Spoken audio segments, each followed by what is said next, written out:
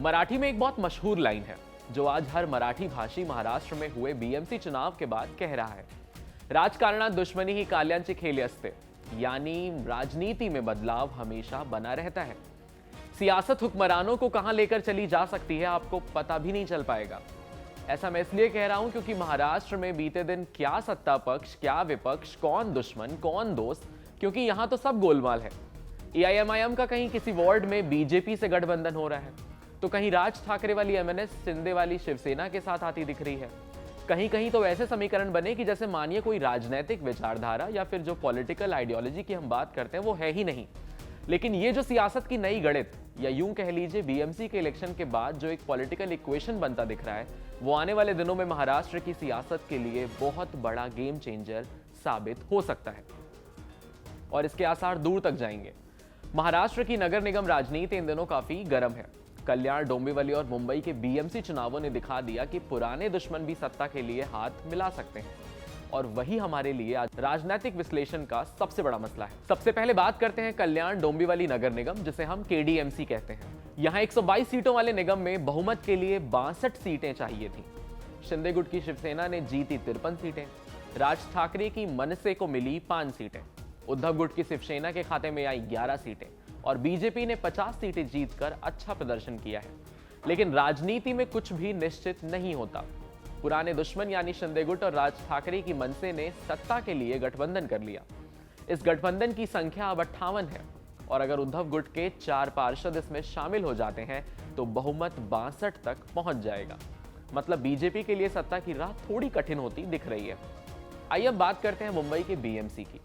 BMC यानी बृहन मुंबई महानगर पालिका, जिसका सालाना बजट कई राज्यों से ज्यादा है। दरअसल बीएमसी सिर्फ एक नगर निगम नहीं है, यह देश की आर्थिक राजधानी, इकोनॉमिक कैपिटल मुंबई को चलाने वाली एक संस्था है और इसका बजट कई राज्यों से भी बड़ा है। सड़क, पानी, ड्रेनेज, सरकारी अस्पताल, स्कूल, स्लम, रीडेवलपमेंट, मुंबई की रोजमर्रा की जिंदगी सीधे बीएमसी से जुड़ी है। इसीलिए बीएमसी पर नियंत्रण का मतलब है मुंबई की नब्ज पर हाथ। और ऐसे में मेयर पद सिर्फ आपको क्या लगता है एक आम सी बात है? जी नहीं, ये आज राजनीतिक ताकत का, खासकर मुंबई की राजनीति का सबसे बड़ा केंद्र है। 227 सदस्यीय बीएमसी में बहुमत के लिए 114 सीटें चाहिए। महायुति ने 118 सीटें जीतकर बहुमत का आंकड़ा पार कर लिया है।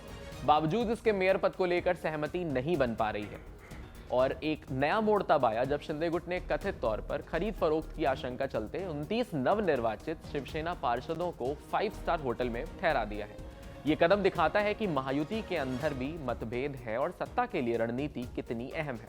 महाराष्ट्र में ये कोई नई बात नहीं है। दिसंबर 2025 में अंबरनाथ और अकोला नगर परिषद चुनावों में भी बीजेपी ने गठबंधन की रणनीति अपनाई थी। अंबरनाथ में बीजेपी ने कांग्रेस के साथ हाथ मिलाया और अकोला में एआईएमआईएम के साथ। ये सब दिखाता है कि महाराष्ट्र में पुराने दुश्मन भी सत्ता के लिए अचानक गठबंधन कर सकते हैं। अब सवाल यह है कि बीएमसी में मेयर कौन बनेगा? बीजेपी चाहती थी कि 2.5 साल वाला रोटेशन तय किया जाए, लेकिन शिंदे गुट की शिवसेना पूरे कार्यकाल के लिए मेयर पद अपने पास रखना चाहती है। मतलब सत्ता, रणनीति और भरोसे के बीच जंग अभी जारी है। महाराष्ट्र में आज एक अहम दिन है। मुंबई बीएमसी समेत राज्य की 29 महानगर पालिकाओं में मेयर पद के लिए आरक्षण लॉटरी निकालेंगी। ये लॉटरी सुबह 11 बजे शहरी विकास मंत्रालय में राज्य मंत्री माधुरी मिसल की अध्यक्षता में आयोजित हुई है। इस लॉटरी के जरिए यह तय हो जाएगा कि मुंबई सहित 29 शहरों में मेयर पद किस वर्ग और किस कैटेगरी के लिए आरक्षित रहेगा, जैसे कि सामान्य वर्ग, अनुसूचित जाति, ओबीसी या महिलाएं। महाराष्ट्र में मेयर का पद रोटेशन सिस्टम पर चलता है।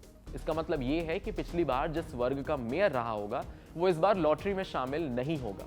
यानी बीते चुनाव में अगर जनरल क्लास का मेयर था तो इस बार सामान्य वर्ग के उम्मीदवार को लॉटरी में जगह नहीं मिलेगी। इसी तरह सभी 29 महानगर निगमों में पिछले मेयर की कैटेगरी इस बार आरक्षण लिस्ट में शामिल नहीं होगी। इस वजह से सभी की निगाहें इस लॉटरी पर टिकी हुई हैं, क्योंकि यही तय करेगा कि कौन मेयर पद के लिए योग्य होता है। मुंबई बीएमसी की बात करें तो ये कुल 227 पार्षद चुने गए हैं, जिन्हें कॉर्पोरेटर या नगर सेवक कहा जाता है। जिस पार्टी का बहुमत होगा वही पार्टी अपने मेयर उम्मीदवार को चुनाव में उतारेगी। पिछली बार शिवसेना की किशोरी पेडनेकर मेयर थी, लेकिन इस बार उद्धव गुट को बहुमत नहीं मिला है, जिससे उनका मेयर बनना चुनौतीपूर्ण है।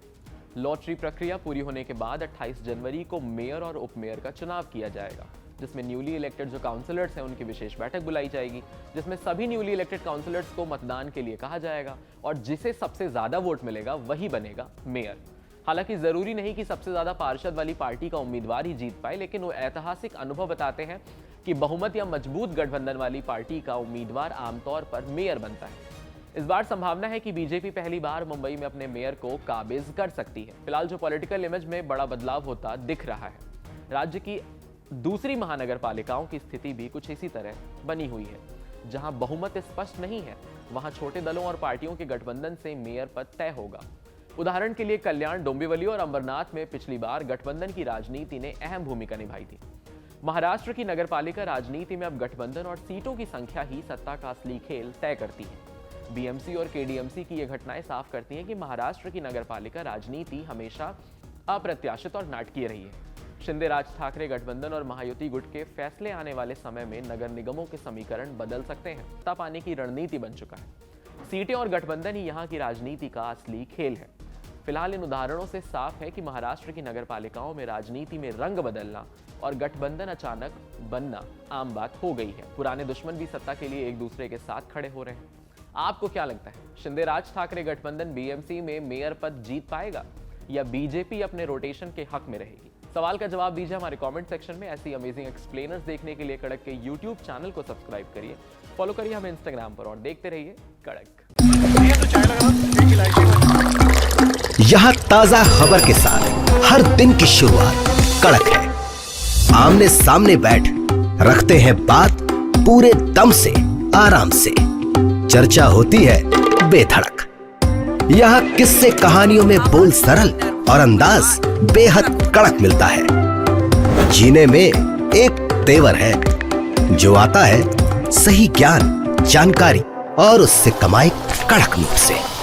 इधर मौके पर चौका नहीं छक्का लगा जलवा दिखाते हैं। कड़क क्रिकेट से अपने रोमांच को जो बढ़ाते हैं। यहाँ की हर बात का मिजाज एक है, मिजाज कड़क। आपका अपना YouTube चैनल कड़क, लाइव बेधड़क। यहाँ ताजा खबर के साथ हर दिन की शुरुआत कड़क है। आमने सामने